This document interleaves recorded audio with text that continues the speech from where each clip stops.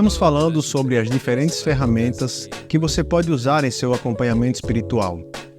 Conversamos sobre a importância de ouvir, a importância de fazer boas perguntas que ajudem as pessoas a refletir.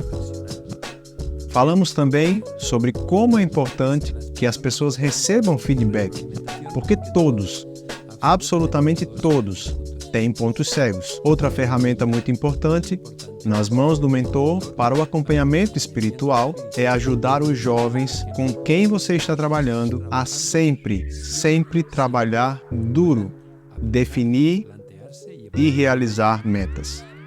Tiago, o irmão de Jesus, de quem já falamos quando mencionamos a importância de ouvir, diz que aquele que é um ouvinte da palavra, mas não é um praticante, é como o homem que se olha no espelho, percebe sua condição, mas não faz nada sobre isso. O próprio Senhor Jesus indica que o tolo é aquele que ouve as suas palavras, mas não as põe em prática. Enquanto o sábio, aquele que pode resistir aos golpes e às dificuldades da vida, é aquele que edifica a casa sobre a rocha, isto é, sobre o que ele disse. O próprio Senhor Jesus indica que seremos felizes, bem-aventurados. A palavra bem-aventurada é uma palavra grega, makarios, e que significa literalmente feliz. Felizes seremos se realmente colocarmos em prática a palavra de Deus. Portanto, uma das coisas muito importantes que devemos fazer quando acompanhamos espiritualmente as pessoas é ajudá-las a estabelecer pequenas metas. Às vezes chamamos de passos de bebê. Não importa se é um pequeno passo, não importa se é realmente muito limitado, mas o importante é que estejamos sempre ajudando as pessoas a seguir em frente. Não buscamos a perfeição, mas buscamos o progresso. Muitas vezes acompanho espiritualmente os jovens e os adultos e eles sempre me dizem, ainda me falta muito. E eu digo a eles, correto, mas o importante é que você pode olhar para trás e ver o progresso. Na Bíblia, o que importa não é a perfeição, mas o progresso. Isso é o que o apóstolo Paulo nos diz. Não que eu já tenha alcançado isso, não que eu já sou perfeito, mas realmente, esquecendo o que é deixado para trás, eu sigo em frente. O apóstolo João, escrevendo sua primeira epístola, diz: meus filhinhos, ainda não somos o que devemos nos tornar, mas um dia seremos como Ele, pois o veremos como Ele é. É super importante, e não me cansarei de enfatizar, que devemos ajudar os jovens a dar passos para avançar e poder crescer. Há uma diferença substancial entre uma meta, um propósito, uma boa intenção e um desejo. Para que uma meta seja real, ela deve ter 5 características.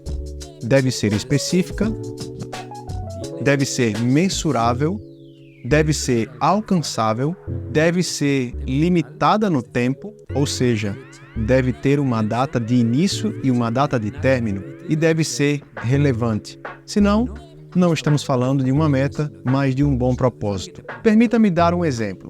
Se eu disser, eu quero crescer espiritualmente, isso não é uma meta. Se estou trabalhando com um jovem e ele me diz que quer crescer espiritualmente, isso não é uma meta, é uma intenção, é uma boa intenção, é uma resolução de ano novo. Mas se um jovem me diz que o que eu quero a partir da próxima semana é gastar pelo menos 15 minutos por dia em oração e lendo a Bíblia, então estamos falando de uma meta. Algo que é específico, algo que é mensurável, algo que é relevante para um grau apropriado na vida dessa pessoa, algo que tem uma data de início e algo que pode ser alcançado. Observe quando um jovem me diz, eu quero crescer espiritualmente. Eu sempre afirmo isso porque é importante. Mas então você se lembra do que falamos sobre as perguntas poderosas? Eu digo a ele, muito bem. E já que a vida espiritual é tão ampla, em que área da vida espiritual você gostaria de crescer? A pessoa pode me dizer, eu gostaria de ter mais comunhão com Deus. Que bom! E quando você tiver mais comunhão com Deus, de que maneira prática isso será refletido? Ele pode me responder, bem, passando mais tempo em oração e lendo a Bíblia. Quando você fala sobre mais tempo, do que você está falando? A pessoa pode dizer, bem, que eu possa passar um pouco de tempo com ele todos os dias. Quanto tempo seria um pouco de tempo com ele? A pessoa pode me dizer, bem, pelo menos 10 minutos por dia. Bom, 10 minutos por dia, pelo menos, lendo a Bíblia e orando e tendo comunhão com o Senhor. Quando você pode começar? Bem, assim que eu puder, o mais rápido possível. E vai ser quando? Diga-me especificamente. Observe que passamos de algo tremendamente abstrato. Eu quero crescer no meu relacionamento com Deus, ou eu quero ser mais espiritual, para todos os dias ser capaz de passar alguns minutos em oração e leitura da palavra. Se queremos que os jovens cresçam e queremos acompanhá-los efetivamente em seu desenvolvimento e em seu crescimento espiritual, se queremos que eles sejam realmente a melhor versão possível de si mesmos e possam contribuir para o reino, temos que ajudá-los a estabelecer pequenos passos de bebê, pequenas metas específicas, mensuráveis, temporâneas, relevantes e realizáveis que os façam, como o apóstolo Paulo, ser capaz de afirmar que eu ainda não alcancei isso, mas estou avançando em direção à meta do chamado em Cristo Jesus.